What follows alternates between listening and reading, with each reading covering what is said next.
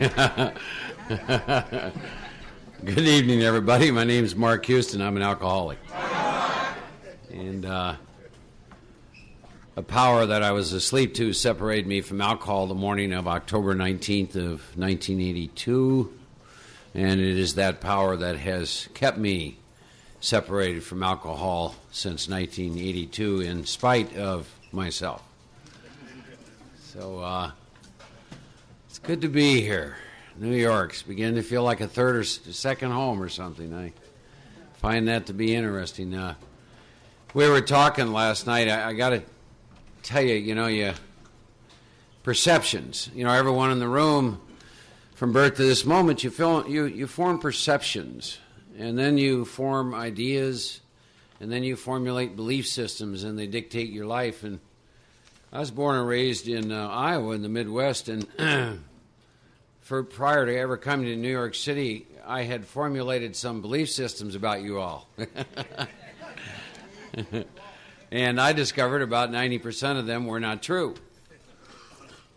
Riding in traffic today, 10% are. Although there was another little fun incident. By the way, Joe and I have a bodyguard here with us tonight. We're not naive anymore. And at any rate, I had gone up to Bally's about 10 o'clock in the morning. I'd done prayer and meditation, and I was running on a treadmill, and then there's a plate glass and a sidewalk, and all of a sudden, over about a 10 or 15 minute period, I got to watch some extreme violence between two human beings right in front of me as I'm on this treadmill talking to this girl. And I mean right in front of me, like it's just big plate glass, and real little Hispanic guy, and very, very large African American. The first thing I realized is Hispanic guy's either on crack or just real dumb, because there's about 100 pounds difference in the African American. It was obviously a bodybuilder. He didn't have an overweight problem, and then you watch this thing, and they were like two bees swatting. And after a while, I could tell the Hispanic guy was praying to God. He wished he had a gun, and I'm just running. I'm saying, God, this is just amazing, this world I live in. And so anyhow, finally at some point in time, the Hispanic guy realized his life was probably in danger, and he took off running. And, of course, the only problem was he drove a security truck, which happened to be parked right there.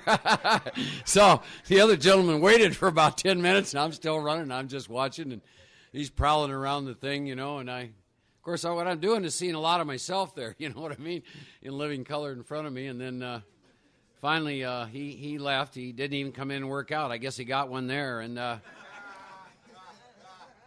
I thought, okay, that's interesting. So then I get in my car, and I'm getting ready to pull out, and I had my cell phone, and I didn't realize that you all have had a change in laws up here. And I happened to be on my cell phone without the little microphone, and I apparently did not turn fast enough for a gentleman behind me. And so the next thing I knew, I had a guy on the left with the window down hollering obscenities I haven't even heard before at me. So the guy I'm talking to, I casually said to him, "Excuse me, but do you now have a law in New York about talking in cell phones?" And I won't even go into what was being said to me. And it was obvious he was going to stay pace by pace with me until I really got his point. And he said, "Yeah, Mark, it is against the law." So I go in, and I turn around, and I just smile, Then I said, "I think I'm going to go back to the house and meditate." So anyhow, I've had some fun here, but to say the least, one thing Joe and I were talking about that I do love about people I've met on the East Coast is that you're real to the extent to which you are real. Joe and I go a lot of places, and people come up all the time, and I'm glad you're here, and then turn around and assassinate our character. And here, you're just real clear. You'll come up and say, I just really don't care for you. I want you to know that. You just really pissed me off big time last time, and thank you very much. Have a good day. And it's just, I can work with that. You know what I mean? See. Joe and I were talking about that.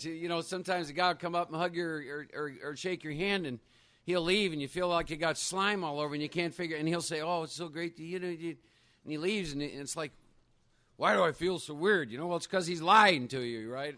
that kind of a thing. So I appreciate that. So stay real with us all weekend. I don't think that'll be a problem for many of you, but there's a quote I want to read. I'll share with you some writers and authors and spiritual men and women who've influenced some of my life, but I'd like to read this. It's a little bit about, I think, why I'm here. It says, all I can do for you is challenge your beliefs and the belief system that make you unhappy. All I can do is help you unlearn. That's what the learning is all about where spirituality is concerned. Unlearning. Unlearning almost everything that you have been taught. A willingness to unlearn, to listen. And that's from a book called Awareness by a man named Anthony DeMello. And I suspect that Joe and I would hope that some of that will happen for you this weekend. I would like to say a prayer. It's a practice that I've been working with for a little while, and I think the prayer itself will speak to you about what the practice is, and then in our own way, each of us can invite the God of our understanding, the God of our experience into the room here to open up our minds and hearts for what might take place here this weekend as we're joined together as a spiritual body. So if you'll join me in a prayer, I'd like to say. Our Creator, we thank you for bringing us together in fellowship and in love this weekend. And please give us awareness that this breath that we're taking at this very moment is a breath we have no experience with. And please make us aware that from this moment on through the rest of this weekend, that we have never, ever had the experience that lies before us. Keep our eyes and our ears and our hearts open to the wonder and the newness and freshness. And if we're here with people we know, help us to realize and understand, our Creator, that within the next breath and anything from that breath as we experience them, it is all new. Let us go through this weekend with open minds and open hearts and be of service and love to each other. Amen. A couple other things, and then I'll turn this over to Joe. It's good to be sitting up here with Joe again. Joe is my oldest living friend, sober living friend. Joe's been sober a lot longer than me, somewhere around 60 days, I think. And I was in treatment getting detoxed in 1982 when I first met Joe, and we were talking about that on the plane. If you'll stay open to an experience with this power, whatever you want to call the power, some things can happen that you just beyond your wildest dreams that you could ever come up with. And he and I sitting here almost 20 years later is certainly an example of, of that experience, getting sober in Denver, Colorado, and series of events and living in a lot of places and towns and those kinds of things. And he and I really, this is the first thing we've got a chance to do together really in almost 5 years. And I told him I was excited about doing this with him. He said, why? And I said, well, you haven't talked for 5 years. And I said, so you got a lot of stuff. And I said, I've been doing probably a little bit too much, and I don't have much. So I said, it's going to be a good mix. You're just going to be on the tape a lot more than me. So I'm looking forward to this weekend. We'll turn this over to Joe, and then I do have an intent for this weekend that I'm going to share with you all when he's done. And then I had to laugh. Someone said to me, well, how do you and Joe prepare for something like this? And I said, in my case, I drank alcohol for 20 years, came into AA, and that's how I prepare. So we're here to share our experience with you all out of the big book of Alcoholics Anonymous, and our experiences with spiritual living, and our defects and our shortcomings, and probably a whole bunch of other things. So that being said, let you listen to my dear friend Joe.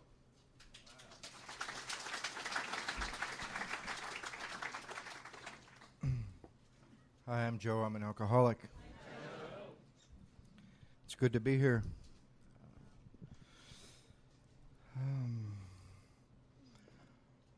For me, I have a strong connection with the East Coast, actually. I grew up in Battle Creek, Michigan, which is halfway between Detroit and Chicago, and that was kind of what I was like. I was a white guy who lived halfway between Detroit and Chicago, who wanted to be black. I really did, because I didn't feel right in my family. I wanted to be anything other than what I was. I met a Mexican woman when I was 17. She was 34, and then I wanted to be Mexican. She was the first woman my mother ever caught me in bed with, and I lived in the basement of my parents' home, and my mother came down one morning, and I'm 17, and there's a 34-year-old Mexican woman in bed with me and 3 Mexican children on the sofa. And that was 5 years after they didn't know what to do with me. Because at age 12, I had a spiritual awakening, and they thought I was fucked up. And I felt whole the first time everyone else thought I was fucked up. I started to feel whole when I looked weird to the rest of the world. And when I felt weird, they just thought I was kind of a quiet kid. And there's not a big difference between my first spiritual awakening, the awakening that I had when alcohol worked the first time, and the spiritual awakening I had when alcohol didn't work the last time. And a lot of you can look at those 2 times, and I'm sure everyone in this room had an awakening. It doesn't mean the first time you drank, but I think for me they were really similar. One felt really good, and it connected me to something I had never been connected to, and that was when the first time alcohol worked. And the last one felt really bad, but it connected me to something I had never been connected to. The only thing that alcohol and drugs ever blocked me from. I've always thought it's interesting that alcohol and drugs treat alcoholism and drug addiction. I hope there's nobody here in this room with a drinking problem. Right? And I don't mean drinking today.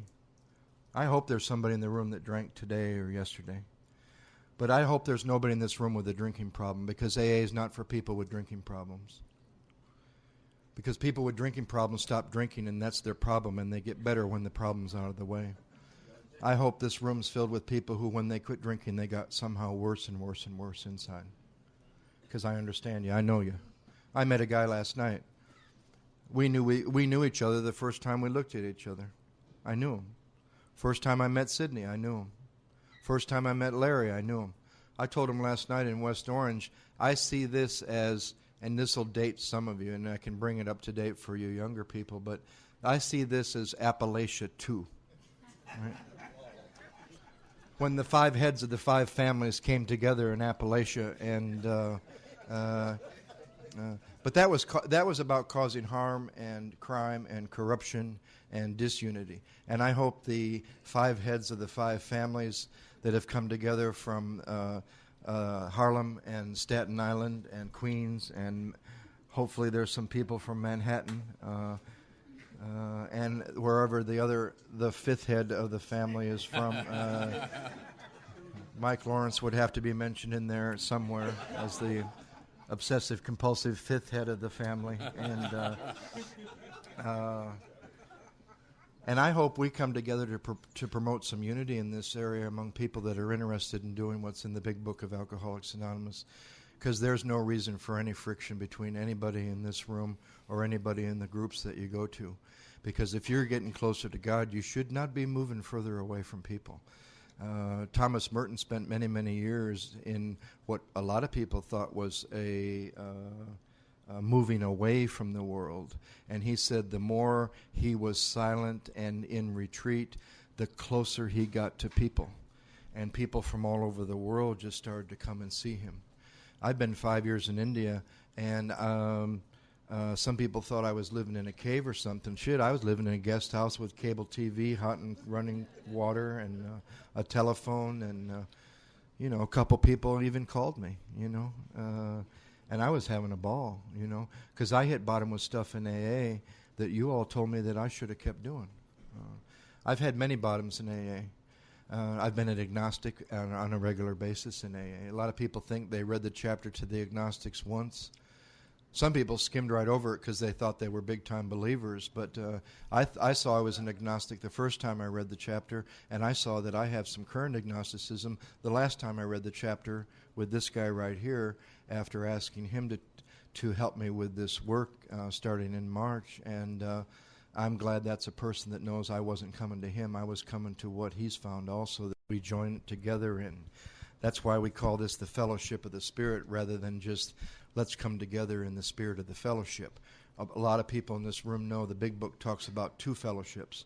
One at the beginning of the work that all of us have experienced. And then you started to hate it. And then you started to hate it. And you couldn't stand it because you were in a condition that's the most miserable condition for an alcoholic to ever be in. And that is sobriety. I hate sobriety in that condition. But then you found somebody who was involved in the fellowship of the Spirit. And it didn't matter what color they were, how they looked, it didn't even really matter some of the stuff they were doing in their life because they had been changed. And it scared me when I met Don Pritz. And it scared me because I thought he had changed himself. And I'd been trying to change myself for many, many, many years. And when I hit bottom with the second half of step one, I'm going to mention this term many times, and we can come back to it in different ways. And I just heard it the other night from a friend in Dallas who got sober in our group in Santa Monica. And she said, what happens to a lot of us, whether you're talking backwards through the steps? See, you're either moving backwards through the steps tonight or you're moving forward through the steps. And I can show you how that's worked for me. But she said, no matter what direction you're moving in the steps, you can get stuck on the dash. You know that dash between the first half of step one and the second half of step one? And we used to be really clear with the guys we were working with that there's the first half of step one and the second half of step one, and we made a big mistake because we disconnected the second half of step one for people. And they started doing the work based on the unmanageability. They got halfway through the ninth step. Their life changed. They had a spiritual awakening as a result of 1 through 9.5. Told people they went through the steps. Right? I've been through the steps. They still got unfinished amends. You haven't been through the steps.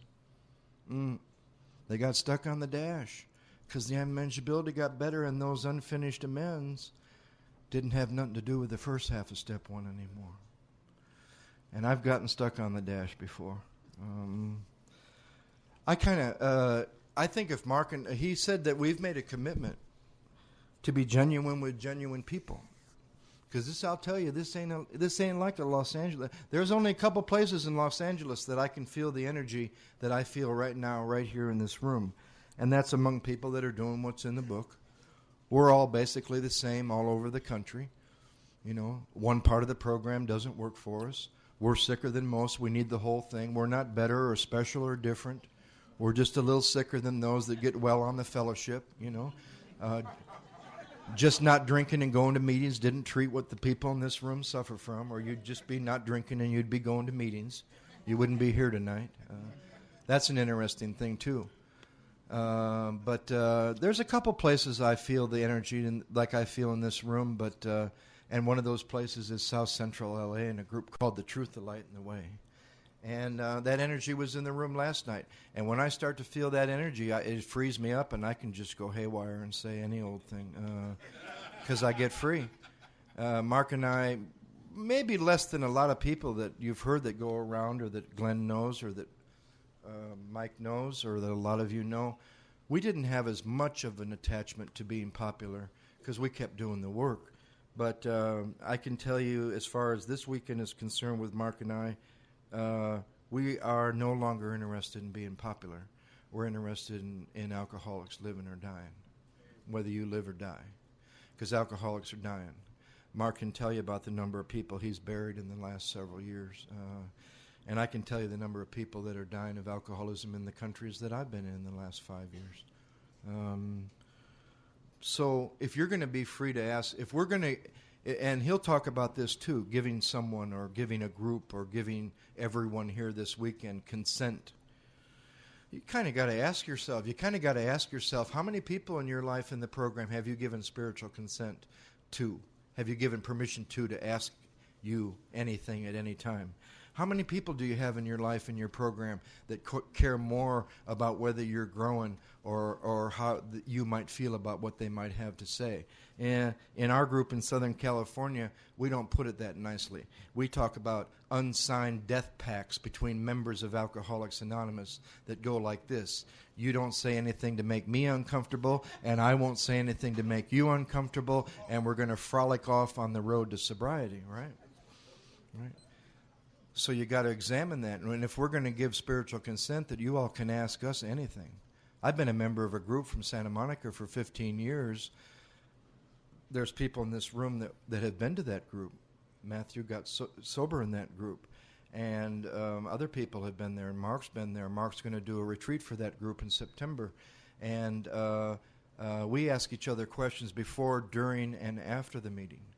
And our format is an hour-and-a-half meeting with a 20-minute speaker who picks a topic from the first 164 pages, doesn't stand behind anything, sits in a circle with us, picks a line or a word or a phrase, shares for 25 minutes, and then the format says the meeting's now open for anybody who would like to share and or questions to anyone from anyone. And it's a powerful format. So if we're going to give you permission to ask us anything at any time, I have a few questions. I think questions are much more important than answers, even when you're taking somebody through this, even when you're going through this. These questions, especially in the first 3 steps, these questions are not meant to be answered. A lot of you want to conclude about God. You don't want to experience God. You want to answer the question right away. These questions are meant to be experienced. And I would like to talk a lot this weekend about the difference between knowledge and experience. So I got a couple questions just to get a feel for the room that'll help both of us. How many in the room are in their first year of sobriety for the first time? First year, first time. Okay. There you go, Chris. How many people, raise your hands again, in your first year for your first time? 5 or 6. That's a reflection of what new people in the program are being told to do. You would think it would be vice versa from what we were talking about last night, right? When I was in my first year and I'd hit bottom with the second half of step 1, you better believe I would have been here. I was chasing after Joan Charlie and Don Pritz and Bob Olson and anybody I could find. How many in this room? How many in this room are in this room in their first year for more than the first time? Yeah. That's a reflection of the same thing we were talking about last night. There's more people in the room in their first year. How many people in the room in their first year for more than the 5th time in their first year? How many people in the room with more than a year? More than 5 years? More than 10 years? 15? More than 20? 2. More than 25? Yeah. So,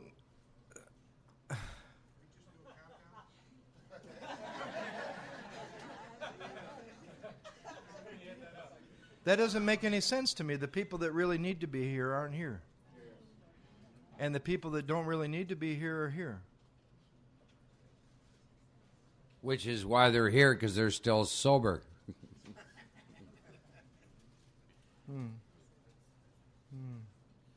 I got a couple other questions. How many? Mark and I go to a thing. Actually, it was the first Fellowship of the Spirit. It was where, and they were more like just a conference, Friday night speaker, Saturday night speaker, Sunday morning speaker.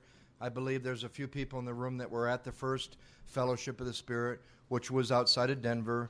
I think, I'm guessing, correct me if I'm wrong, 10 years ago. They just had their 10th annual Fellowship of the Spirit in Denver, where most of our lineage, if you're connected to any lineage in this room, most of our lineage come from.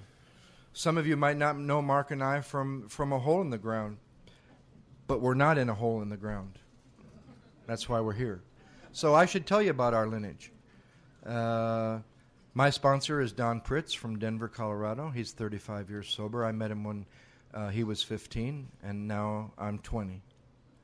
His sponsor is Gary Brown. They have about the same amount of time. Gary might be 36 or 37.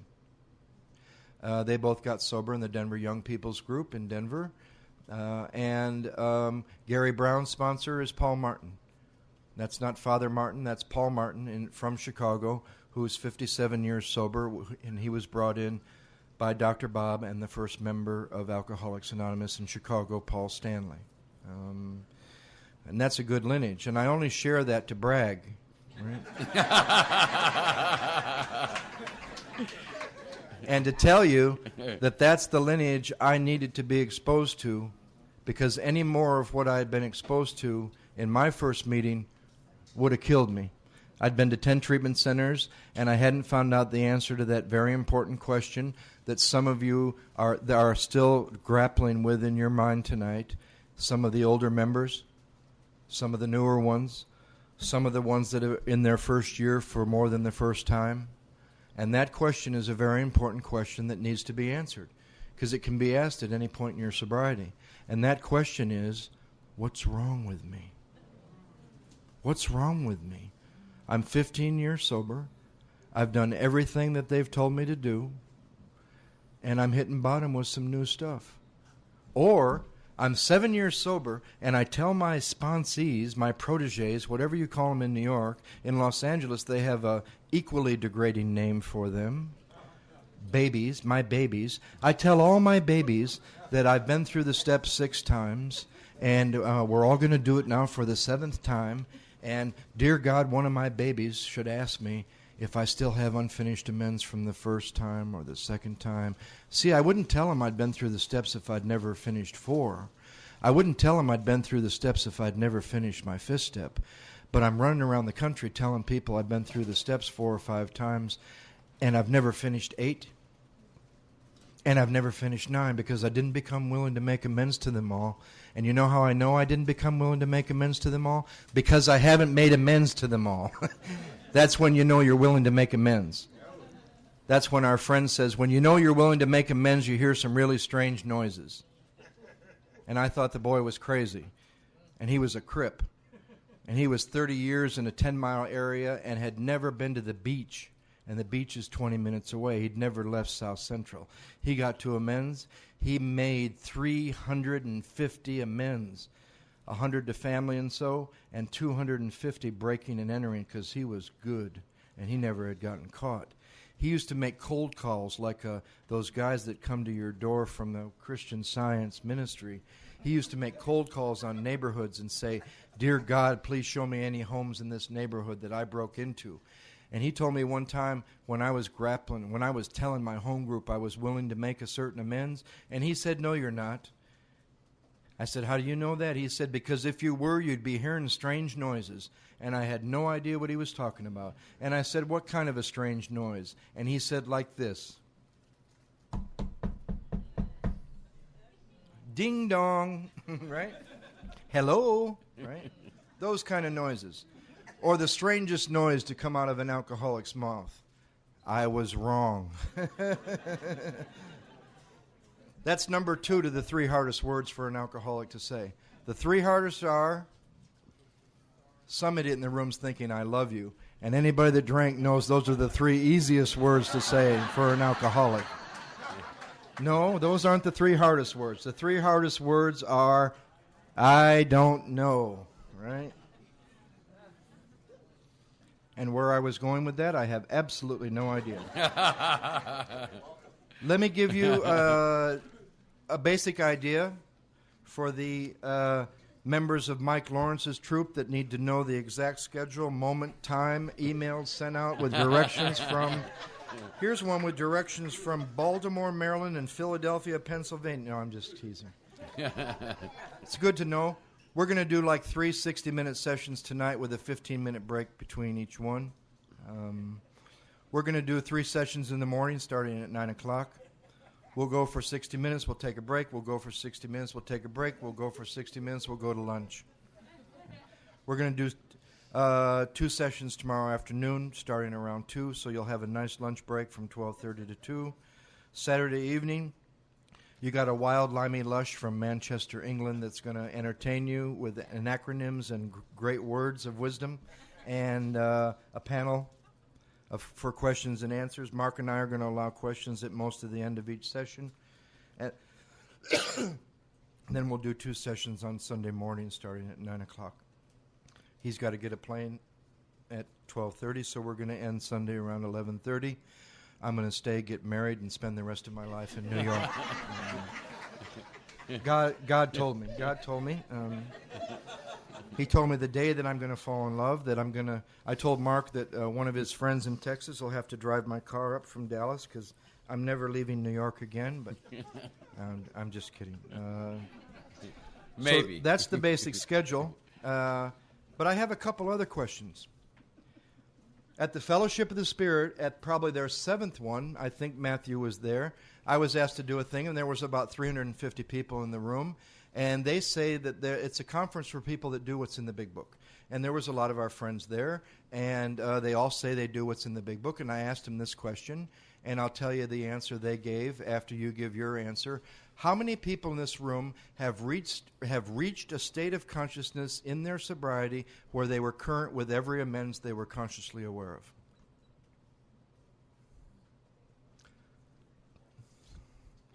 About the same number that are here in their first year for the first time.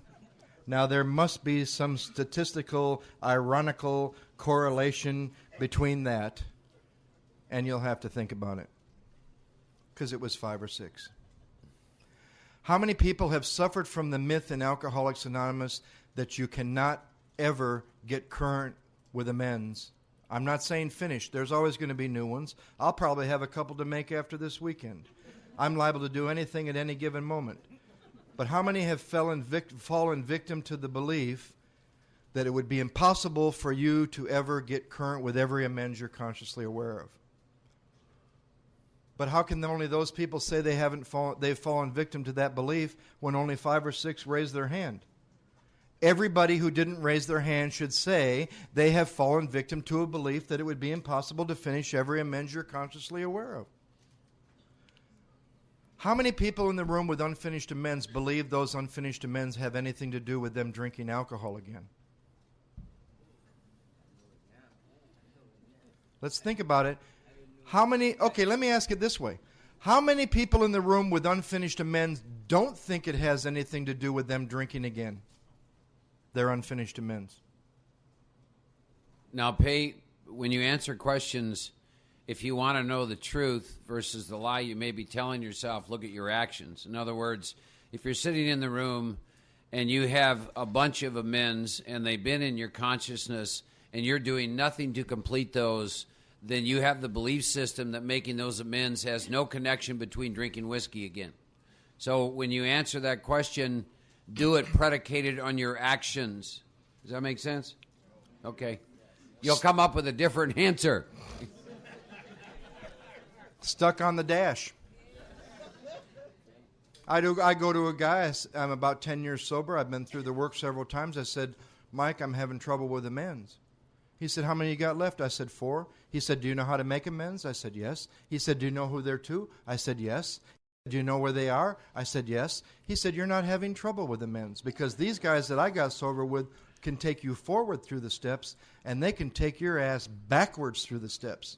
And he says, you know what? You're probably not done with 8. You probably haven't really become willing to make amends to them all. Last word of the 8-step, most overlooked word in the 12 steps of Alcoholics Anonymous. All. And I think when they mean all, this might be confusing for some of you brainiacs, but I think when they say all, they might actually mean all. Or when they say the chapter called How It Works, it could actually mean, now let me think about this. How it works. And there is a solution For someone that's been to 7 colleges and a couple degrees and a psychologist and has worked as a therapist, there is a solution could actually mean, now let me get this right, that... There is a solution.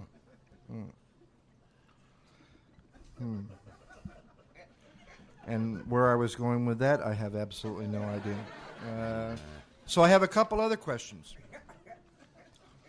Here's a prayer. We might as well start the weekend with it. Everybody that's in amends, I don't care if it's the first time, 5th time. I don't care if it's the 5th time telling people you've been through the steps 4 times, that you're doing it for the 5th time, but you're still in it for the first time. See, it took me 2 times through the work to finish the work once, to get current. I've been asking Mark for years, can we come up with a better word than current? Because it's a day that in your heart I would like everyone in this room to one day experience. But I think the book does give us a good description of it. We've entered the world of the Spirit. And we're given a new 6th sense. Because I don't know about you, but I've only had 5 senses to depend on my whole life. We all know what the 5 senses are. How many in this room have ever been to a meeting on the topic that the big book promises you a 6th sense beyond sight, touch, smell, hearing, and taste? Anyone ever been to a meeting on the promise in the big book that you will be given a 6th sense? Why haven't more of us been to meetings where they talk about the promises in the 11th step? That sanity will return. How dare you say sanity will return? What do you mean? You can drink again? Are you crazy? The big book doesn't say sanity will return. Yes, it does. Why do we never hear the 11th step promises at a meeting? How come some groups only say there's 12 promises in the whole program and it's halfway through 9, which leaves a lot of you in a lot of big trouble, because a lot of you know in your heart you're never going to make it halfway through 9 unless some major power comes into your life from where you are tonight to where you are to get halfway through 9. That's how I felt. There's promises at step 2, before the 3rd step prayer, after 5. I asked a guy once, how do you get the promises on 83? The guy really pissed me off. You know what he said? Do everything from 1 to 82. That's too simple for a guy with a mind like mine. You mean to get what's on page 83 in the big book, all I have to do is what's on page 1 to 82? He said, yeah, it's laid out for a reason. And I said, you mean the 4th step actually comes, now let me get this right. Step 4 actually comes after 3? Ooh, that's hard, right? I got another question here. Well, we might as well go right to the... Aren't you glad you gave him spiritual consent? Well, we might as well go right to it. I mean, we've got to get to it. How many people in the room believe alcoholism and drug addiction are the same? Oh, good. There's been some work done in this room. About as many people that are in their first year for the second time. That's an interesting number. Yeah. Well, then, how many people believe that today they have a choice whether they drink again or not? Come on now. Get honest. You're sharing it. You share it. Today I have a choice. Today I have a choice. How many of you have a choice? Okay, keep your hands up just for a second. That's about as many... No, I don't. That's about as many that are in the room in their first year for more than the 5th time. Those that believe they have a choice today. Well, for those that raise their hands that think they have a choice today, whether they drink or not, let me ask you this. Doesn't every description of the insanity of alcoholism in the first 53 or so pages in this book describe people who think they somehow have a choice whether they drink again or not? Isn't the idea that you have a choice today the insanity of alcoholism? Think about it. Now, some of you have found God, and you say, God has given me the power of choice to drink.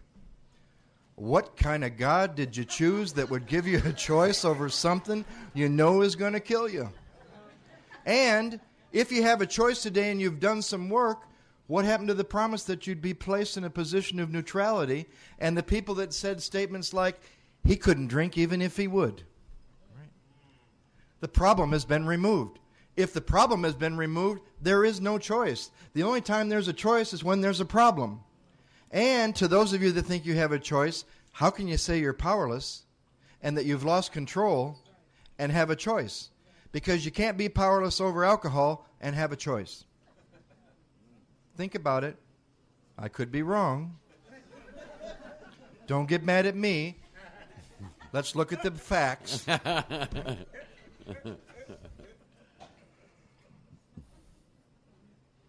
How many in this room believe you'll always be recovering?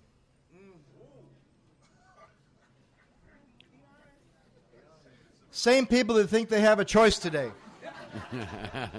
Because if you have a choice, you will always be recovering. Over and over and over and over.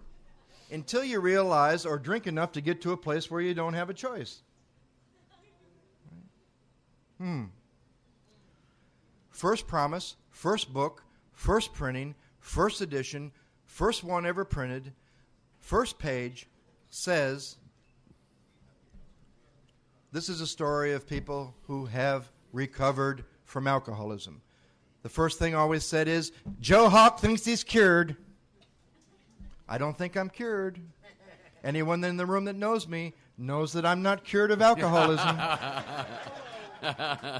I have a daily reprieve, but here's another way some of you will always say that. A daily reprieve contingent on my maintenance of my spiritual condition. Boy, there must be a big delusion in that somewhere about the first step. In a fit spiritual condition by the grace of God. Because I'm telling you, you can't even do the work in this book without the grace of God. How about this one? I'm working the steps to the best of my ability. And a friend of yours from your home group says, I thought you said last week the very best you could ever do was to be glued to a bar stool, screwing everybody in your life over, and now you're working the steps to the best of your ability. That's like the people that will always go, it says it's not about perfection, it's about progress. But they describe a guy in there who drank because he failed to perfect and enlarge his spiritual life. I just beat the wife today, just lost my job, yelled at 3 people on the way to the meeting, and they'll always go to the one line that shows the sickest people in the room. And I know a man, Oscar Weiss, he's dead. He lived in Denver where we got sober. And he said this book was written, he was one of the first 100. You can look at in a lot of our history books, Oscar W. He said this book was written by drunks for drunks, and they specifically put places in this book where for somebody's looking for a way out, they'll always go to that word. And you know what they called them in Denver? Drunk traps. And you know what some of those words are? Probably, or, maybe, rarely. Right? Got to be careful. Life and death. You're not in this room because you might have a bad day if you go out again. You wouldn't be here. Those people are over somewhere else in Queens complaining about having a bad day and how they're going to make the next day really good and comfortable with gratitude, love, and happiness. Right? Life and death. If we were all in a cancer ward, there's a hospital upstairs. This happens to be everybody in this New York area that has a specific type of cancer. We've all been given from a test, no doubt. We all got 6 months to live. We've all been told. We meet here as a happy fellowship on Friday nights to talk about the terminal cancer that we're all dying from. And somebody walks in the room and he says, good news, just came into the area, just came from Switzerland, a 12-part treatment, and none of you will have to die. Now, would we be sitting around in this room debating whether to take that treatment or not? Would we want to get the book from the guy that brought the treatment and study the book on how to take the treatment? And if there were 200 people in the room and there was only 150 treatments, what would happen to you guys in the back that think you have a choice whether to take that treatment or not? They'd be sitting in the back wondering. Yeah. Chris Raymer would be knocking anybody out of the way between him and that treatment. My buddy over here would probably have to kill a couple people to get to that treatment because he probably did when he didn't take the treatment anyway. Because he knows he doesn't have a choice. And it's a terminal disease. But yet we sit around debating whether we should take the treatment or not.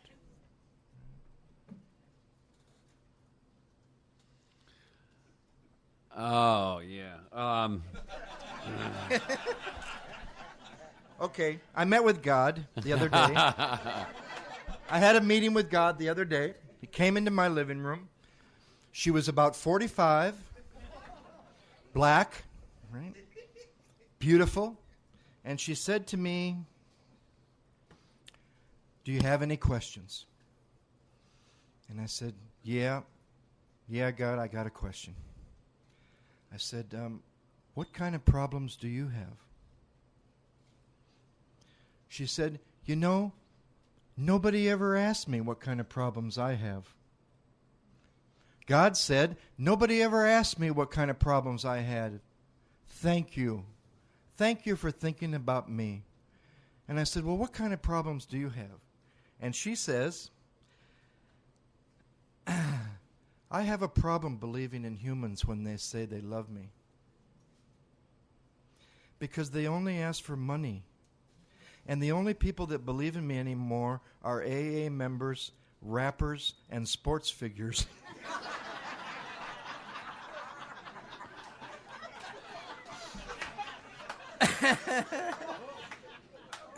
They're the only ones that thank me anymore. Right? But I have trouble believing in whether people really like me.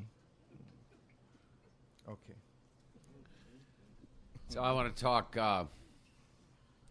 this weekend. I think some of our intent is to disturb some of you about the question of alcoholism. I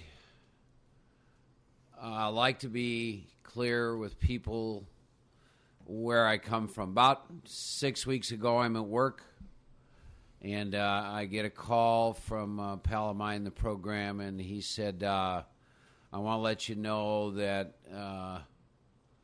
that our friend Owen took a gun last night, and about 9.5 years sobriety, he blew his brains out. And the family would like you to do the eulogy on Friday night. That was on a Tuesday. This was a guy I took through the work when he was probably about 4 years sober, dying of untreated alcoholism. And he had a revolutionary spiritual experience. He got free of a lot of bondage that he was in, sober, with old belief systems like thinking he had a choice in whether he drank or not sober, and many other things. And then somewhere along the line, he must have forgotten what we talked about a lot, which is stay in action, work and rework, because of a phenomenon called reconstruction of the ego. You cannot beat your ego. Your ego is mysterious and powerful as God himself, as far as you're concerned, and you cannot defeat your ego. It'll take the best of you. I don't care how long you're sober. I don't care how much you love God. I don't care how spiritual you are. I don't care what your beliefs are. It'll take the best of you. And so I said I would deliver that eulogy. And I went to that church, and God, there were a lot of alcoholics there, and we talk about spiritual consent. There were three men he sponsored. They were just basket cases because they didn't have a clue what was going on with this man, because he didn't give them spiritual consent. They were devastated beyond belief. It was a surprise. And his brother got up there and he collapsed when he was up there. That's alcoholism. See, you don't have to drink. You don't have to drink to die. And that was on. So I did that on Friday. And then on Sunday I get another call, and a man I'd known. He had just celebrated a year, but he had drank. He came to AA almost 20 years ago. Until he got exposed to the steps out of the big book with someone who had experience, he never had a chance, and in and out of treatment and all the things that we do. And he had done a lot of damage to his liver and his kidneys. But he came in for a routine checkup. He was waiting for a liver transplant, and he died. And he died sober, but a year sober. 42 years old, multimillionaire, wonderful man. Died of alcoholism. 2 of them sober. See, if you think that I care about how you feel about anything I have to say to you about the subject of alcoholism, you are sadly mistaken.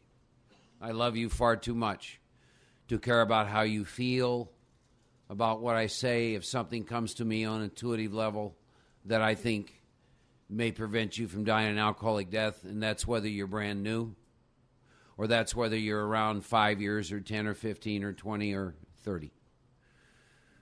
I love alcoholics and drug addicts, and I'm tired of burying them, and I'm tired of all that. Those of you who don't know Chris Harr very well, he and I have worked in the field of alcoholism for quite some time, and so we get to experience some things that a lot of you don't. They used to die in our rooms. They don't now because you got the screen at treatment centers and hospitals, but they're still dying in droves, and we see that all the time. And then people wonder sometime why we're so passionate. Why are these guys? Why do they seem so rigid? Why do they seem so serious? What is this about? Well, let me ask this question: How many of you have been to a funeral in the last year of someone who died from alcoholism or drug addiction? Raise your hands. Okay, probably a fourth of the room. More than those in the room that have finished every amends they're consciously aware of. Yeah. Now, on that note, a few things. Joe and I are not attached to methodology anymore. We just damn near analed ourselves out of here with our methodology. We got great on technique and method. We just didn't grow very much. But and if you want to hear the mechanics, there's plenty of people in the room that know how to start on the title page. If you got to go back somewhere by yourself, you just ask Glenn Kay, which set were they still sane, and did they start on the title page, and just go through the mechanics of how to do the work. Get one of those, because that's not the attitude this weekend. Yeah, we've got a different one. We will certainly talk about the steps, but I believe you're going to hear a lot more of our experience with the steps. Some of what I want to talk with you about this week, I told you I had an intent. I want to share with you briefly my experience with 3 states of consciousness in which I have embraced and experienced life. The first state of consciousness is the one I was in when I was brought to Alcoholics Anonymous. I've heard a lot of different people's stories, but bottom line was I just have to assume on October 19th of 1982, this power, which I shall call God the rest of the weekend, must have just said, I don't know. I got work for this guy to do, and he just ain't getting it. Zap! And that's really what happened for me. And I've remained zapped since then. And boy, there's times I really needed a drink. If the power don't want you drinking, you're not drinking, and choice don't have anything to do with it. And so that man who came into AA, the consciousness and the way in which he experienced life, once you separated him from alcohol for a little while, was he was in terror all the time. From the time he got up till the time he went to bed, he had minimal life skills. Just couldn't hit his ass with both hands, to put it quite frankly. And then fairly quickly though, you get a little sober and you feel a little better, and it's the big book says the main problem centers in the mind. That mind starts talking, and now you're adding new information you're picking up in AA on top of old information that and you somehow start to think you have some ideas and some thoughts about things, and life begins to get better, and normally you can get a job and get a house and a car and those kinds of things, and somewhere in there you'll do some. I think what Joe talked about is you'll get going along and you'll be doing some step work, and particularly you'll get up around that ninth step, and you'll have a list, and it may or may not be thorough, and you'll make some of those amends, and then you'll go back and rest on the dash again because of a belief system that making all your amends has no connection between drinking because you've lost your first step connection, and you may or may not dabble with the 10th and 11th step. And what really starts to happen, based on my experience, is your life starts to go real flat, and page 52 starts to show up in your book on a fairly consistent basis, and dishonesty begins to creep into your life. And when all that starts happening, since everything's connected, you begin to experience things like depression and some other neat stuff, and then you get to bring that into all the meetings and share that neat stuff, because by then you've forgotten what it was that got you there. And so that becomes a state of consciousness that you, in which you get to experience your life. And somewhere in there, I think for some of us, it certainly happened to me, as I hit a wall with that, a big time wall, and something had to happen, and it did happen for me. Right around 10 years, I hit another bottom, just almost pulled my butt right out of here, and I recommitted and did a lot of work. I had a lot of unwritten inventory, and then in hindsight, there was unfinished amends. Some I had awareness of, some I did not have an awareness of. And I begin to approach inventories and fifth steps, multiple fifth steps, making all of the amends, paying all the money back with the desperation of a drowning man. And my life, actually, in many respects, in 1991 in a psychiatric hospital in Houston, Texas, is at almost 10 years sober, is quite frankly when I said the words of the third step and meant them with every fiber of my being, and said, from this day on, my life is not my business. I don't care anymore where I live, who's in my life. I'm done. Thank you very much for letting me believe I had something to do with all this for all this time. It just hasn't really worked too well. So take it away, and thank you. I don't care where I live anymore and all that stuff. And then Joe talked about something. The last two amends that were in my consciousness that I needed to find. And for me, there's not such a thing as a big amend or little amend, or an amend is an amend, whether it's $5 or $50,000. And I don't know if you all are aware of this, but in the spiritual world, they don't have too many zeros. There's just, But through a series of events at 17 years sobriety, I found those last two people and made those amends. And now you get another level of consciousness that you get to experience.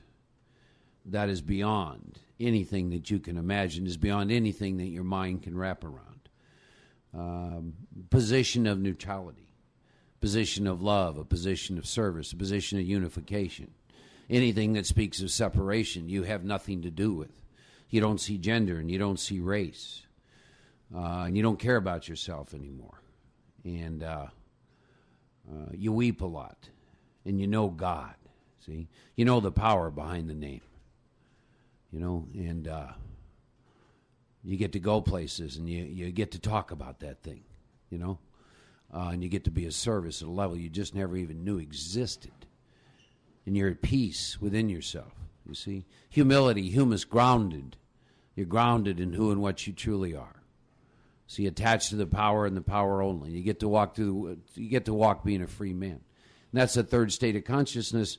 And based on my experience, that third state of consciousness, I did not get to experience until I'd made all my amends. And it took 17 years. It takes what it takes. So as we talk about the steps, maybe if you'd keep those three states of consciousness in mind, and maybe kind of ask yourself, which one am I at? If you're new, you're sound asleep, dreaming you're awake, you don't have to worry about it. You got a lot of grace just floating around, man. Just enjoy your ignorance while you can, although this weekend's not, we're going to mess some of you up because you're going to get awakened to some things, and then that means you're going to have to leave. And see, ignorance is bliss. When you wake me up to the fact that there might be a connection between unfinished amends and drinking, that's not a happy deal. Particularly if you have a lot of unfinished amends, because it means you got some things to do. So I would ask you to consider doing that this weekend. Where am I in this process? You are responsible for how you experience life. No one's doing anything to you. How much of that power do you want to know? Do you want to experience? You get to decide that. See? Spiritual consent. I only work with people who ask me to work with them. Why?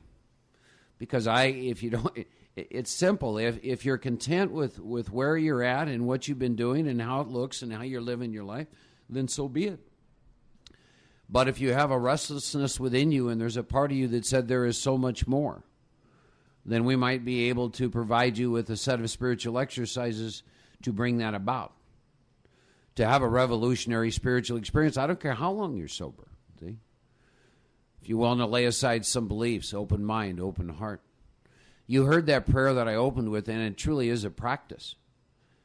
As we breathe this breath right now, none of us have ever breathed this breath before, and what's going to happen the next minute, none of you have ever experienced before.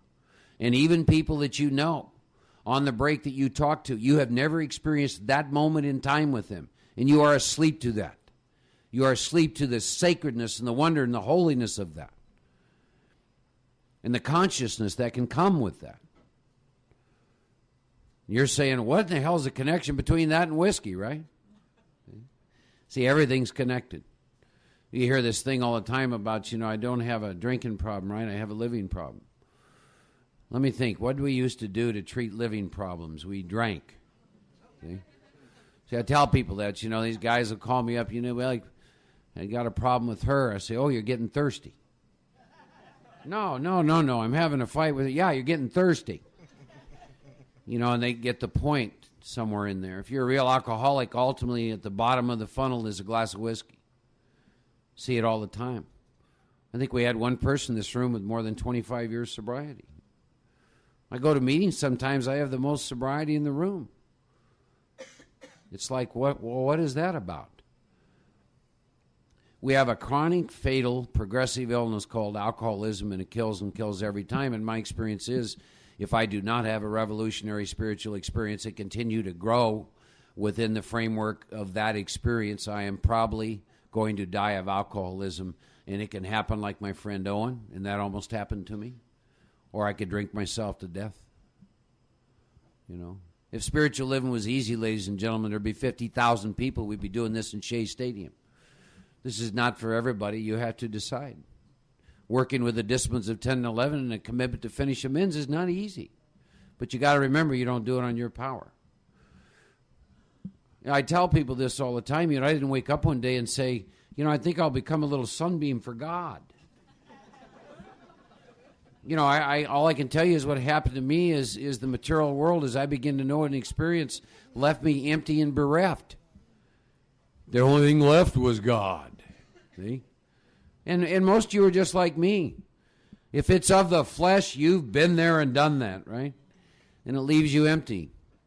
So I guess it's like a man named Osho. He's got a great tape. I love it. It's called Zorba the Buddha.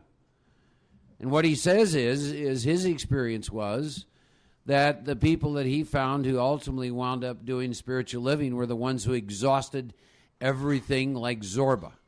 Drank all the drinks they could drink, had all the sex they could, ate all the food they could, just took the 7 deadly sins, ran them rampant as long as they could until it no longer worked. I thought, well, he's talking about me and every alcoholic I've ever met, right? So, this is a room full of Zorba the Buddhas, So we've ran that course. So this weekend's about something else. This weekend is about a set of spiritual exercises designed to bring about a revolutionary spiritual experience. One last comment. To know God, you must be out of your mind. Because God is beyond your mind.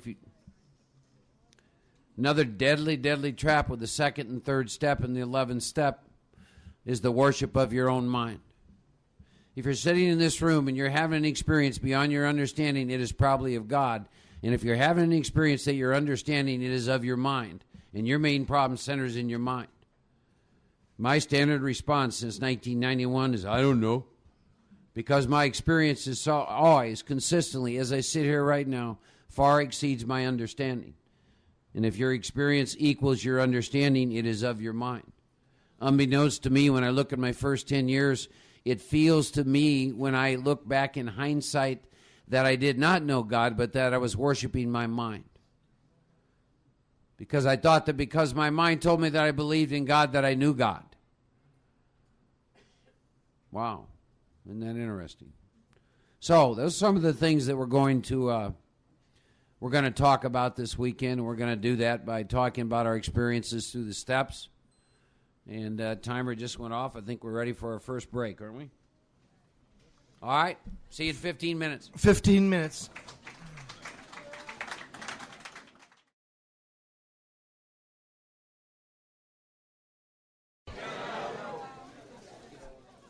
Can we have a moment of silence?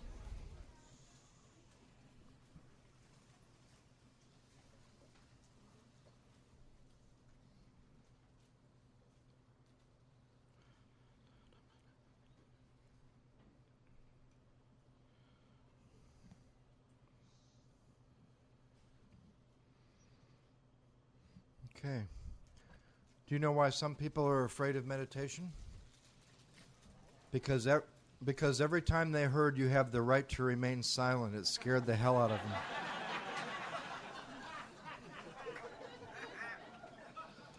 But you do. You do. You have the right to remain silent. Mm-hmm. What's that old saying? Don't just sit there, do something. What about this one? Don't just do something, sit there. It's a great book.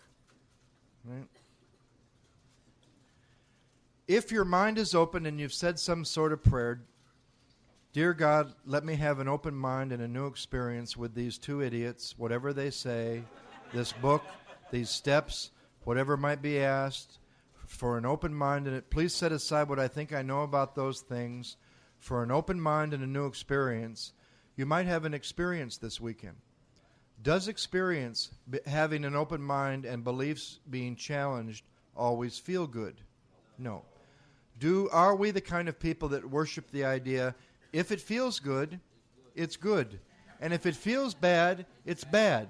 So only do the things that feel good. Take care of yourself. Nurture yourself. Imagine nurturing the thing that you're supposed to get rid of. Be good to yourself. Nurture yourself. Work on yourself. My God, there has to come a time on the spiritual path where you just got to quit perpetuating violence on yourself by trying to change that part of your being that's always going to be a little bit fucked up. That's always going to be human. When one of my spiritual teachers said that to me, my God, I began to have compassion for myself. To love that part of your being that will always be broken. A couple more questions. How many have suffered from the belief that 1 through 9 are meant to be done once, and you live your life in 10, 11, and 12? The same number of people that are in the room for more than the first time in their first year. How many believe that a big book study is a waste of time?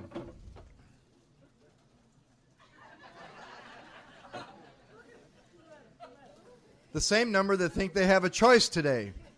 I'm going to tell you, studying the big book of Alcoholics Anonymous is a waste of time unless it gets you excited about doing what's in the big book of Alcoholics Anonymous. Look at the big book of Alcoholics Anonymous like this. It's a set of swing set instructions. Put part A to part B to part C to part D to part E. What do you got? A swing set. We put part A to part B to part P to part C to part D. You got a spiritual awakening. Studying it is not going to make it happen. Learning it is not going to make it happen. Doing it is going to make it happen. My favorite analogy, it's still my favorite analogy, and I think they're very much related, and that is the similarities between a spiritual awakening and an orgasm. Okay. Now, go back to the day before your first orgasm and think of everything you thought you knew about what it would be like to have one. Then go to the day after you'd had one. That's the difference between knowledge and experience. It's very simple. Two twin brothers, identical in every way. They make a bet. We're going to go find out what it would be like to have an orgasm. One goes to the library, one goes to the whorehouse. The one that goes to the library studies it, gets a degree, goes on to teach it at Harvard. He knows more about what it would be like to have an orgasm than anybody in the country. The other brother, it took him 15, 20 minutes, depending. He found out what it would be like to have one, right? But why do we got to sit around studying what it would be like to have a spiritual awakening? Go for it. Chris said last night, our founders didn't suffer from the delusion that they had time. 2 weeks, boom, out of the hospital making amends. Now, this is one I never heard until my first visit to New York, but some of you have fallen victim to this belief. 1 step a year. So, let me get that right. Nobody in this room would be helping anybody until you're 12 years sober. Nobody would be in amends until you're 9. I made it 6 months and I was ready to die of untreated alcoholism. And they're going to tell you, take a step a year. Guy mentioned it at the break. Misery loves company. First thing I ever heard at one of my first meetings, a great speaker from Texas, he said you can stay sick in the program of Alcoholics Anonymous as long as you want, and you'll have plenty of company. He also said you can get well in the program of Alcoholics Anonymous, and you'll have plenty of company doing that too. Which group do you want to belong to? Okay? Another question. How many believe the only requirement for membership is the only requirement for sobriety? The only requirement for membership is a desire to stop drinking. I would be willing to say that anybody in this room over 5 years doesn't even meet the requirement to be a member of AA anymore. Because you know what? I don't have a desire to stop drinking. It was removed 20 years ago. And what we've done in the program, because we ain't blaming nobody here. What we've done in the program of Alcoholics Anonymous with the difference, the perversion, the twistedness between the short form of the third tradition and the long form of the third tradition is what has watered down the message. Because now, even with the stuff our own General Service Office puts out about a closed meeting, I think Bill was real clear in Problems Other Than Alcoholism, the pamphlet. Open meetings? Bring anybody. Bring the neighbors. Bring the family. Bring anybody. Anybody's welcome to an open meeting. A closed meeting, you could now be an overeater. You could be anything but an alcoholic, and all you would have to say is, I have a desire to stop drinking. And you could walk up to somebody who's dying of alcoholism and share your solution and not have that common problem and kill that person you're talking to. Because you might say, I'm a member of AA because I have a desire to stop drinking, and I just choose not to drink every day, and everything's just hunky-dory, and you've just given that person a razor blade and they might as well just kill themselves. Alcoholics Anonymous is for alcoholics. And you have to drink alcohol to be an alcoholic. My therapist told me I have an alcoholic mind, but I never drank. No, you got a fucked up mind and you're suffering from a spiritual malady. Alcoholism has to do with alcohol. The main symptom of alcoholism is an idea that's going to take you back to alcohol. And drug addicts aren't always alcoholics. We're going to get to that in a little bit when we get to the doctor's opinion. A lot of people are alcoholic addict. I started the work, went through a lot of the work, because I've had the craving for drugs. I've had the obsession for drugs. I have a drug-a-log that might scare some of you that are real addicts, but all I have to do is say something to a real addict. All I have to do is say one thing. I woke up one day, made up my mind to never do heroin ever again. I didn't like where it took me, and I never shot heroin ever again. And a real addict's eyes will glaze over, and he'll say, I don't understand you, because I tried that time after time after time.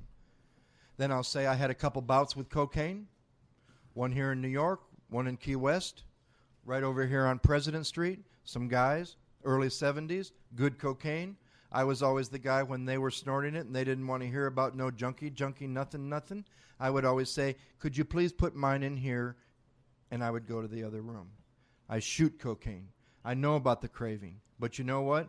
I woke up one day and said, I don't like the way cocaine makes me feel. I'm never going to do it ever again. And I never did it ever again. So technically, we're going to find in this book, my first step goes like this. I'm a real alcoholic who was a hard drug user, and I fit every symptom of a hard drug user, but I'm not a real addict. Now, I'd like to talk about a step that everyone in this room has been on, but nobody in this room has ever heard of. Only a couple.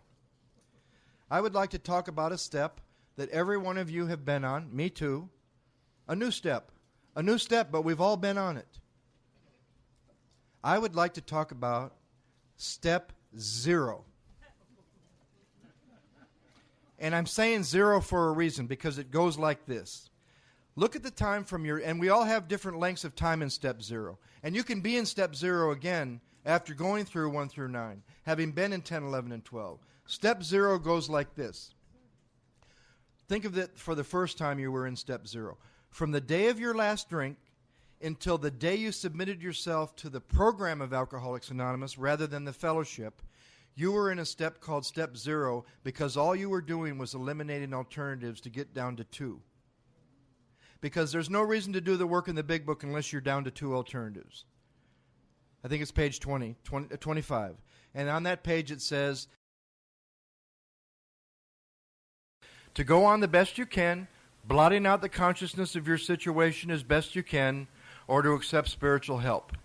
And you're on step 0, because you got more than those 2. You got those 2 maybe, but you also got another option that if you get the right job, everything will be just right. You get the right relationship, everything will be just fine. And you spend a period of time, it only took me 6 months. God loves me more than he does a lot of you. You had to suffer a lot more than I did. He gave me 6 months to hit bottom with step 0 because I thought I had more than 2 alternatives. And my alternative was this. I admit that I'm powerless over alcohol and drugs, and that's why my life became unmanageable. So now that I'm not drinking and using anymore, the problem's out of the way, everything should be just hunky-dory because I'm not using drugs and alcohol anymore.